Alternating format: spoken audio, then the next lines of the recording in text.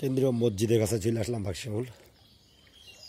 এই যে মসজিদ, পানি রয়ে গেছে ইনশাল্লাহ। মসজিদের ভেতরে প্রচুর পানি আছে, ইনশাল্লাহ আগামীকালকের মধ্যে আশা করা যায় মসজিদের পানিটা সরে যাব, আল্লাহ যদি রহমত করে। এই পানি আস্তে আস্তে, তবে পানি যেভাবে থেমে গেছে একটু ভয় হচ্ছে যে সিলেটের অঞ্চলে যদি পানি দিকে আসে, আশা করে আসবে না ইনশাল্লাহ, ভয় নেই।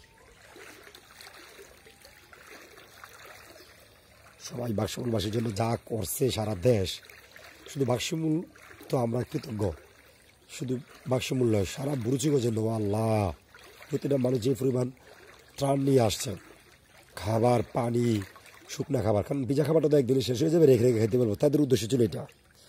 সব মিলে জিলে তারা আমাদের জন্য অনেক কষ্ট করছে। কিছু লোক নাকি তাদের সাথে খারাপ ব্যবহার করছে, যারা খারাপ ব্যবহার করছে তাদের ছবি তুলে কিন্তু অনেকে কী করছে, ফেসবুকে আপলোড দিছে।